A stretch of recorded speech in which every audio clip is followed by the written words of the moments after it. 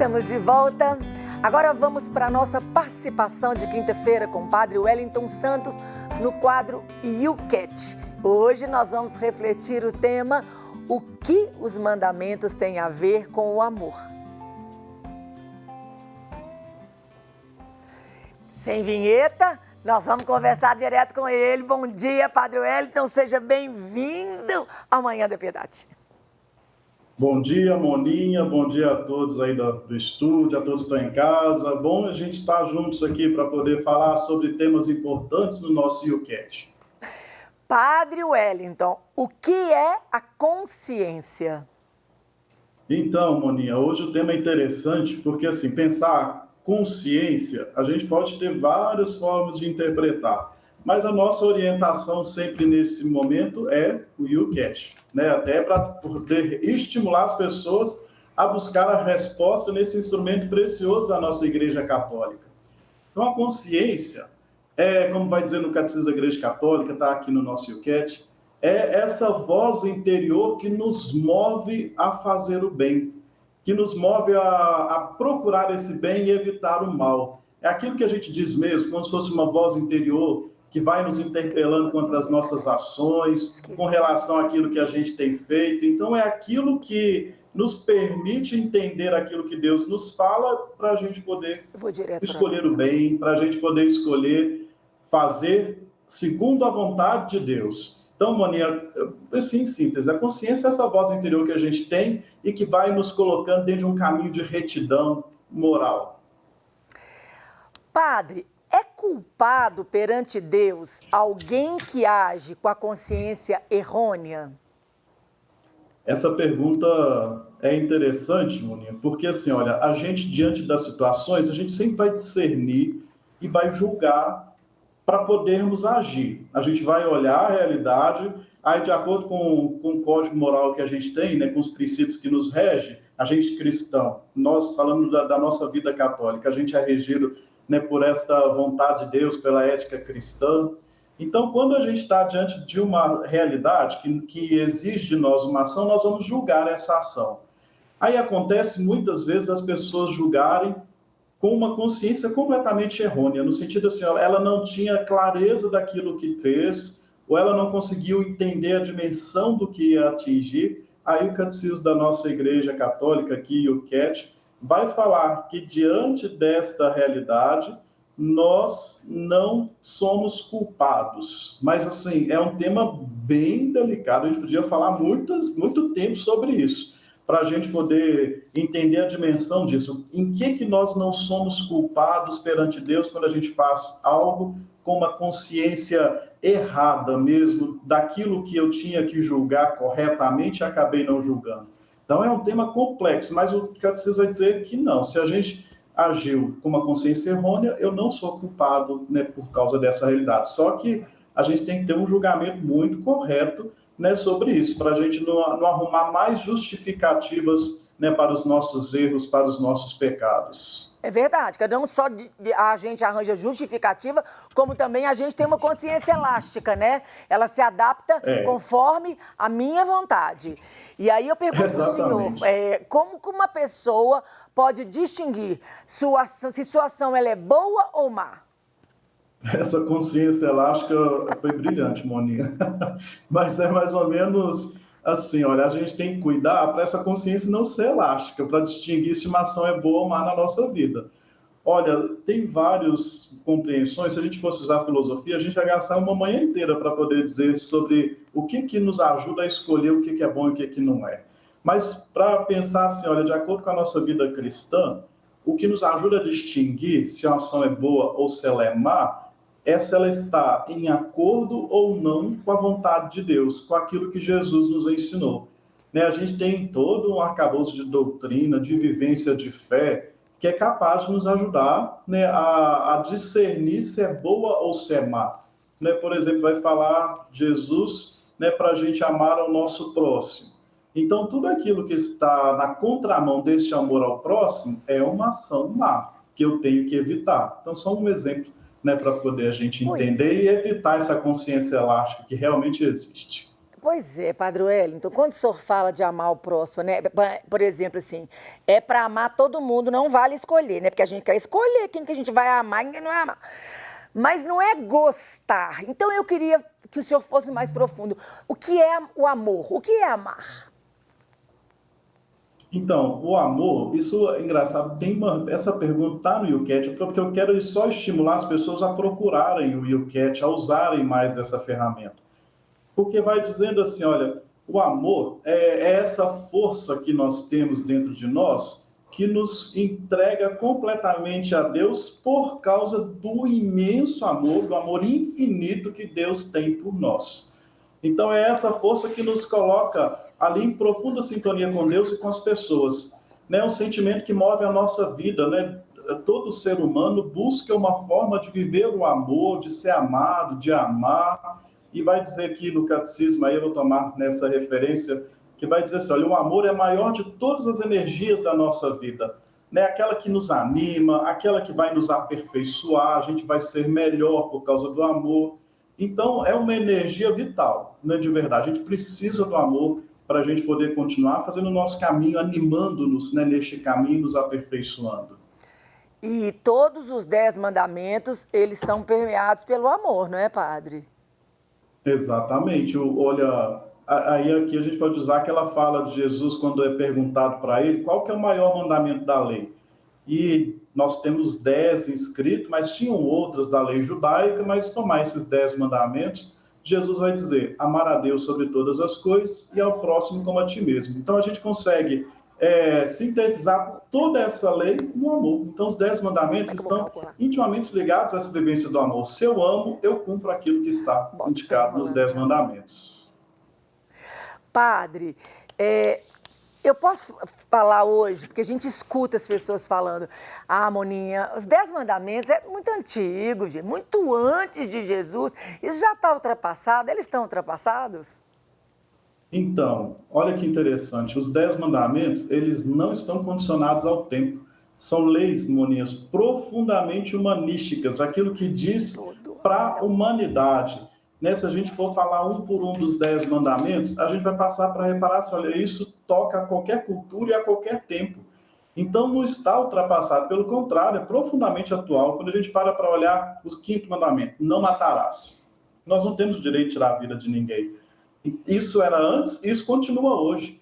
Então, de olhar que os mandamentos, eles respondem à nossa humanidade, ao nosso jeito de ser uns com os outros, de viver em sociedade.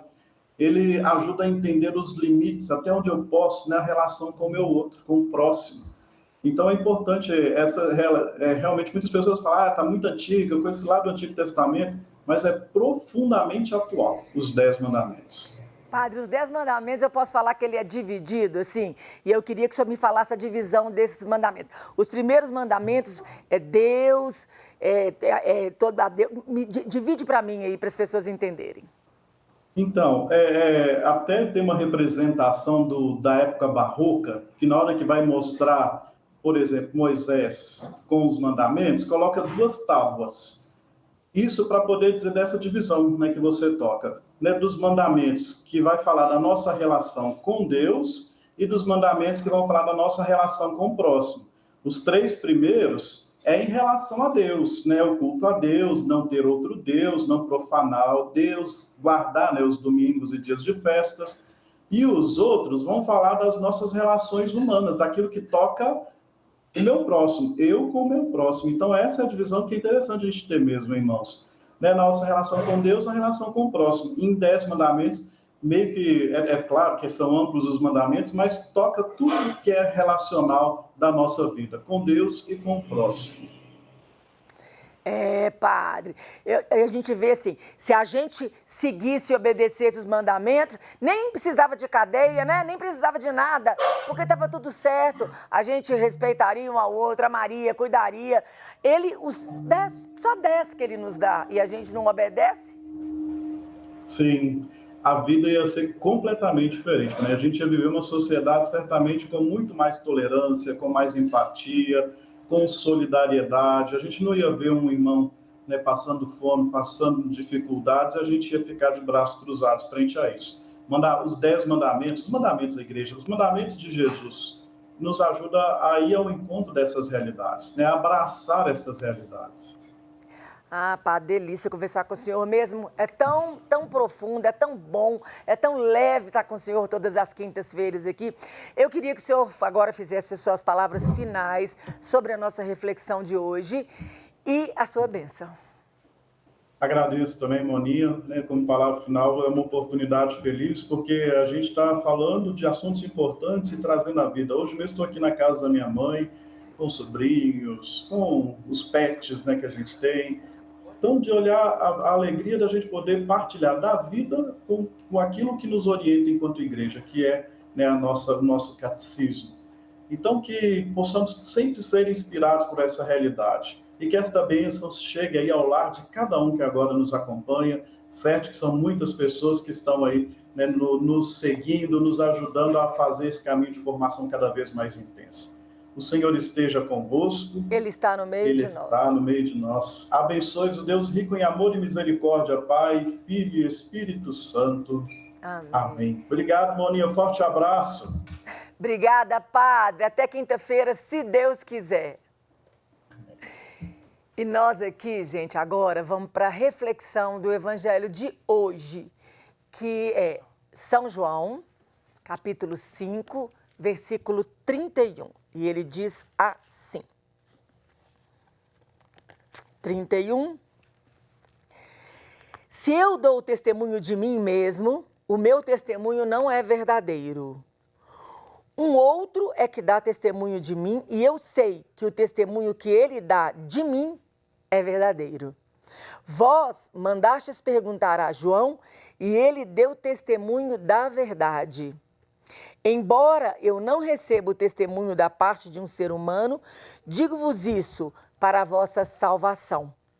João era a lâmpada que ardia e iluminava, e vós quisestes alegrar-vos por um momento com sua luz. Eu, porém, tenho um testemunho maior do que o de João. As obras que meu Pai me deu para levá-las a termo, estas mesmas obras que faço, dão testemunhos ao meu favor. Testemunho que o Pai me enviou. Sim, o Pai que me enviou dá testemunho ao meu favor. Vós, porém, nunca ouvistes a sua voz, nem vistes a sua face, e não tendes a sua palavra permanecendo em vós, pois não credes naquele que ele enviou. Examinai as Escrituras, pensando ter nelas a vida eterna. São elas que dão testemunho de mim. Vós, porém, não quereis vir a mim para terdes vida. Eu não recebo a glória da parte dos homens, pelo contrário, eu bem sei que não tende em vós o amor de Deus. Eu vim em nome do meu Pai, e vós não me recebeis. Mas se um outro viesse em seu próprio nome, vocês receberiam. E é interessante que Jesus continua falando sobre testemunho hoje. Hoje ele fala do testemunho que ele dá. As Escrituras dão testemunho de mim. E com essas palavras, Jesus conscientizava os judeus da sua verdadeira missão de salvador da humanidade. Mas eles não estavam presos apenas às palavras da Escritura, sem enxergar realmente o que elas significavam. Os judeus seguiam à risca o que a lei lhes mandava fazer, mas eram surdos às profecias que prenunciavam a chegada do Messias, o enviado de Deus. Não admitiam que alguém pudesse se apresentar como aquele que Deus enviara para a redenção da humanidade. Nem reconheciam as obras realizadas pelo Pai através do seu Filho Jesus. Eles esperavam por alguém que viesse de modo extraordinário, com poder de subjugar e dominar com espada a quem estivesse os oprimindo. No caso, o Império Romano. Em todo o tempo que passou na terra como homem, Jesus foi também Deus. E apesar disso, não quis dar testemunho de si próprio diante das criaturas. Ele não se prevaleceu da sua condição divina para dar testemunho de si mesmo. As obras que Jesus realizou em nome do Pai são a prova de que ele foi enviado por Deus. Em nome de Deus, ele realizava as obras de amor, prodígios, milagres. As obras que Jesus realizava eram obras de amor, de misericórdia, de perdão, de libertação, mas os judeus não acreditaram, porque para eles era difícil alcançar. Sabe, gente, para nós também é difícil enxergar as obras de Deus e a salvação que Ele veio nos oferecer. Porque nós acreditamos mais na intervenção dos homens e só cremos no que vemos e tocamos. Também igual São Tomé. Eu preciso ver para crer. Eu preciso tocar para acreditar. E a Sagrada Escritura é o próprio Jesus. É a figura central de toda a história sagrada. Por isso é também a maior testemunha do amor de Deus para a humanidade. Nós, homens e mulheres, somos criaturas falhas, infiéis, pecadoras. E por isso precisamos encarnar a palavra de Deus em nós, para percebermos as obras que Ele realiza por meio do Espírito Santo que Jesus nos enviou. O Espírito Santo é quem dá testemunho das maravilhas que Jesus alcançou para vivermos. Por isso, gente, não busquemos nos homens os parâmetros para a nossa felicidade, mas sim na palavra de Deus, que é justa e verdadeira, em que você tem se apoiado. Você tem se apoiado na palavra de Deus para aumentar sua fé em Jesus? É nela, gente, que a gente se apoia. É através da palavra que a gente busca a verdade. Você tem sido verdadeiro no seu testemunho de vida, no seu testemunho de amor a Deus? Porque no final é isso que vai contar. O testemunho que eu dou fala de quem eu sou. O testemunho que eu dou fala da minha pertença, fala da turma que eu ando. Você anda com Jesus? Se você anda com Jesus, você precisa falar igual Jesus.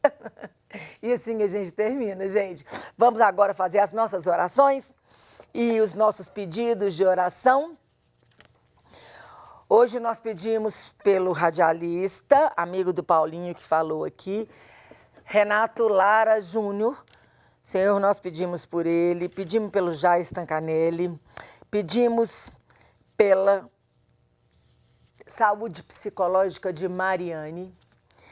Pedimos, Senhor, por tantas pessoas que se encontram internadas hoje, sofrendo, tantas famílias que perderam seus familiares. Pedimos, Senhor, por essa pandemia. Sara, Senhor, cura, livra, liberta. Senhor, nós entregamos todos esses pedidos e aqueles que não foram colocados aqui, nós colocamos em Tuas mãos nesse momento, Senhor, certo que no Seu tempo o Senhor vai realizar cada um deles. Fica conosco, Senhor. A única coisa que nós queremos de verdade é a Sua presença. Não nos abandone, fica conosco. Amém? Assim, gente, a gente termina o nosso programa de hoje. Manhã da Piedade está acabando, mas a gente tem muito conteúdo no nosso Instagram, @Manhã da Piedade. No nosso site também, da TV Horizonte no YouTube. Não se esqueça de mandar seu pedido de oração para o nosso WhatsApp 31 99642 8473. Fique com Deus. Tenha uma ótima quinta-feira. Até amanhã, se Deus quiser.